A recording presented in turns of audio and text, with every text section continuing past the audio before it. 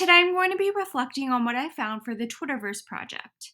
For my project, I tracked the Twitter tag hashtag Time100 from around 1:20 p.m. on April 13th to around 12:30 p.m. on April 15th, off and on. On Thursday, April 13th, Time magazine released their annual list of the 100 most influential people of the year. As a result, hashtag Time100 was number 24 on Twitter's trending page that afternoon. As I watched the tweets appear on the hashtag, I noticed that the tweets were coming from users all around the world, ranging from public figures, writers, and journalists to everyday people.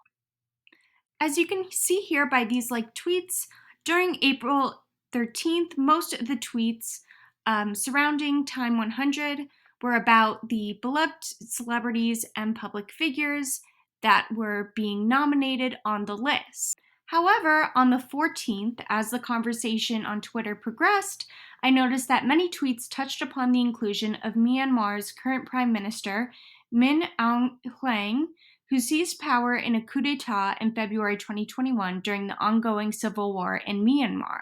Many Twitter users were outraged by Time's decision and took to Twitter to address Time magazine and the article writer, Charlie Campbell, and express their displeasure with the placement. For example, this Twitter user said, "Hey Charlie Campbell, I hope you're proud of yourself because I'm physically shaking with anger right now.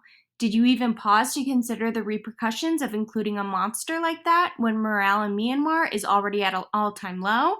Similarly, another Twitter user said, "Not sure if Charlie Campbell's tone deaf or just a shrimp with a massive head."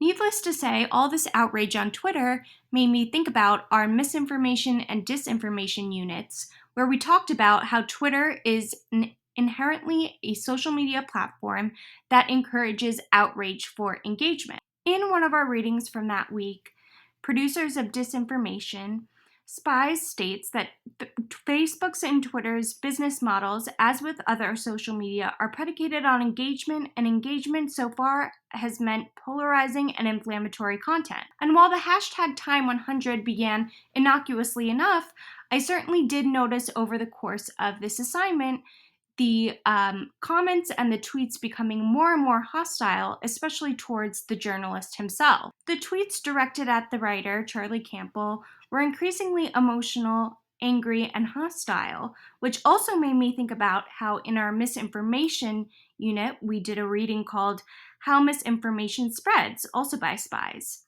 Spies states, "The way humans react to emotional messaging seems to have an effect on the way they spread information," which is something that I certainly found true as I was looking through this Twitter thread. While Twitter's quick and conversational format can certainly encourage healthy debate, I also noticed that more and more people were targeting the writer and that the platform of Twitter could easily be misused and manipulated into a tool for harassment.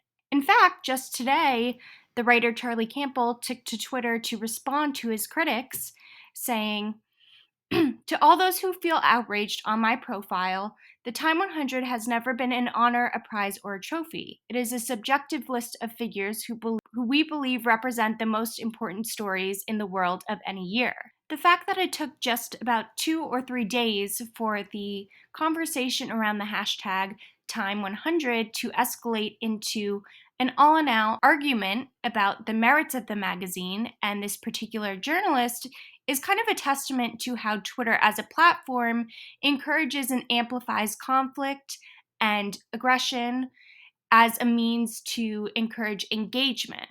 So while I do believe that Twitter can be used as a platform for productive conversations and critiques about current events, articles, and pieces of journalism that are becoming more and more popular on social media, I do feel like it is a platform that inherently encourages conflict, and this conflict can devolve into harassment rather quickly. But this Twitter activity really opened my eyes to how Twitter is used as a platform and how cultural conversations can shift at any moment.